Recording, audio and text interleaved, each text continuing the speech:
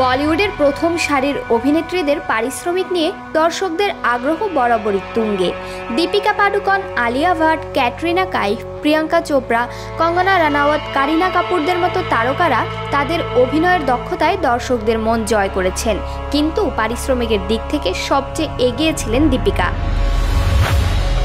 দীর্ঘ ৬ বছর পর ভারতীয় সিনেমায় ফিরছেন গ্লোবাল আইকন প্রিয়াঙ্কা চোপড়া। ফিরেই দখল করলেন সেরার আসন। দীর্ঘদিন ধরে রাজত্ব করা দীপিকা পাডুকোনকে সরিয়ে সবচেয়ে বেশি পারিশ্রমিক প্রাপ্ত নায়িকা এখন তিনি।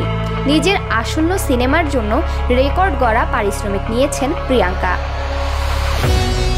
সাধারণত পুরুষ অভিনেতাদের তুলনায় নায়িকাদের পারিশ্রমিক কম দেওয়ার রীতি প্রচলিত, কিন্তু কিছু অভিনেত্রী এই ধারণাকে বদলে দিয়েছেন। এতদিন দীপিকা পাডুকোন সর্বোচ্চ পারিশ্রমিক প্রাপ্ত অভিনেত্রী হিসেবে পরিচিত ছিলেন, তবে এবার সেই মুকুট এসে পড়েছে প্রিয়াঙ্কা চোপড়ার ঝুলিতে। দীর্ঘ ৬ বছর পর এস রাজামৌলির পরবর্তী সিনেমার মাধ্যমে ভারতীয় চলচ্চিত্রে ফিরছেন প্রিয়াঙ্কা। এতে মূল ভূমিকায় দেখা যাবে মহেশ বাবুকে।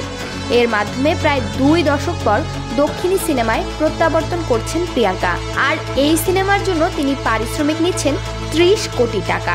এর আগে এত বড় অঙ্কের পারিশ্রমিক কোনো বলিউড অভিনেত্রী পাননি। এর আগে দীপিকা পাডুকোন তার বহুল প্রতীক্ষিত সিনেমা কল্কি 2898 ADর জন্য ২০ কোটি টাকা পারিশ্রমিক নিয়েছিলেন, যা তাকে সর্বোচ্চ পারিশ্রমিক প্রাপ্ত অভিনেত্রীর তালিকায় রেখেছিল। তবে প্রিয়াঙ্কা এবার সেই জায়গা দখল করলেন। শুধু ভারতীয় সিনেমা নয়, আন্তর্জাতিক ক্ষেত্রেও তিনি নজির গড়েছেন। তার হলিউড ওয়েব সিরিজ সিটাডেলের জন্য তিনি নিয়েছিলেন ৪১ কোটি টাকা। এই পরিসংখ্যানই প্রমাণ করছে যে বলিউডের অভিনেত্রীদের পারিশ্রমিকের মাপকাঠি বদলে যাচ্ছে, আর সেই পরিবর্তনের অন্যতম পথপ্রদর্শক হয়ে উঠেছেন প্রিয়াঙ্কা চোপড়া। বলিউডের অনেক নায়কের ভাগ্যেও এই পারিশ্রমিক জোটে না যা প্রিয়াঙ্কা নিতে চলেছেন। পুরুষকেন্দ্রিক সিনেমাতেও নারী চরিত্রে এমন পারিশ্রমিক এক নতুন দিগন্ত উন্মোচন করছে বলা যায়।